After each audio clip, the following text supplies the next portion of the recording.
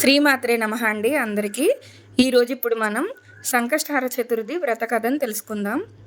ఒకానొక నాడు ఇంద్రుడు తన విమానంలో భృగండి అంటే వినాయకుని గొప్ప భక్తుడు అనే ఋషిని దగ్గర నుంచి ఇంద్రలోకానికి తిరిగి వెళ్తుండగా ఘర్షేన్ అనే రాజు రాజ్యం దాటే సమయంలో అనేక పాపములు చేసిన ఒకానొక వ్యక్తి ఆకాశంలో పయనించే ఆ విమానంపై దృష్టి సారించాడు. అతని దృష్టి సోకగానే ఆ విమానం చటుక్కున భూమిపై అంతర్ధానంగా ఆగిపోవటం జరిగింది.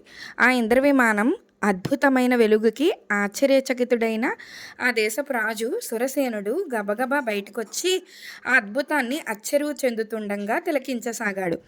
ఇక్కడ ఇంద్రుణ్ణి చూసిన ఎంతో సంతోషానికి లోనైన మహారాజు ఆనందంతో నమస్కరించారు. ఇంద్రునితో అక్కడ విమానం ఎందుకు ఆపినారో కారణం అడిగాడు. అప్పుడు ఇంద్రుడు, ఓ రాజా, మీ రాజ్యంలో పాపాలు అధికంగా చేసిన వ్యక్తికి ఎవరిదో దృష్టి సోకి విమానం మార్గమధ్యమంలో అర్ధాంతరహితంగా ఆగిందని చెప్తాడు. అప్పుడు ఆ రాజు, అయ్యా, మళ్ళీ ఆగిపోయిన విమానం ఎలా బయలుదేరుతుందని అడిగాడు వినయంగా. అప్పుడు ఇంద్రుడు, ఇవాళ పంచమి, నిన్న చతుర్థి. నిన్నటి రోజున ఎవరైతే ఉపవాసం చేశారో వారి పుణ్యఫలాన్ని నాకిస్తే నా విమానం తిరిగి బయలుదేరుతుందని చెప్తాడు. సైనికులంతా కలిసి రాజ్యమంతా తిరిగారు అన్వేషిస్తూ. ఒక్కరైనా నిన్నటి రోజున ఉపవాసం చేసిన వారు కనపడపోదురా అని. కానీ దురదృష్టవశాత్తు అలా ఎవ్వరూ దొరకలేదు. అదే సమయంలో కొందరు సైనికుల దృష్టిలో ఒక గణేష దూత వచ్చి మరణించిన స్త్రీ మృతదేహాన్ని తీసుకెళ్లడం కనపడింది. సైనికులు వెంటనే ఎంతో పాపాత్మురాలైన స్త్రీని ఎందుకు గణేష లోకానికి తీసుకెళ్తున్నారని దానికి సమాధానంగా గణేష దూత, నిన్నంతా ఈ స్త్రీ ఉపవాసం ఉంది, తెలియకుండానే ఏమీ తినలేదు. చంద్రోదయం అయిన తర్వాత లేచి కొంత తిన్నది. రాత్రంతా నిద్రించి చంద్రోదయ సమయాన్న నిద్రలేచి కొంత తినడం వల్ల ఆమెకు తెలియకుండానే సంకష్ట చతుర్థి వ్రతం చేసింది. ఈరోజు మరణించిందని చెప్పాడు. అంతేకాక ఎవరైనా తమ జీవితంలో ఒక్కసారైనా ఈ వ్రతం చేస్తే వారు గణేష లోకానికి కానీ స్వనంద లోకానికి కానీ చేరుకోవటం మరణాంతరం తథ్యం అని చెప్తాడు.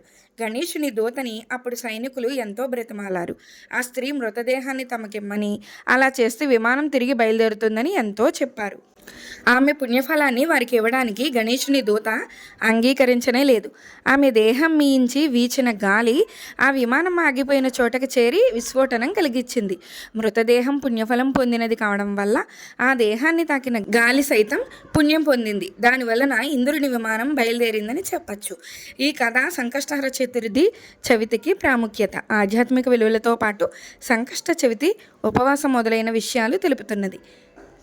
ఈ వ్రత మహత్యం వలన ఈ వ్రతం ఆచరించిన వారు, విన్నవారు ఎవరైనా గణేశుని లోకానికి లేదా స్వనంద లోకానికి వెళతారని, అక్కడ భగవంతుని ఆశీస్సుల వల్ల ఎంతో ఆనందాన్ని అనుభవిస్తారని చెప్తారు. ఇలాంటి కథలు ఎప్పటికప్పుడు అప్డేట్స్ కోసం మన ఛానల్ లైక్ చేయండి, షేర్ చేయండి, సబ్స్క్రైబ్ చేయండి. శ్రీమాత్రే నమః.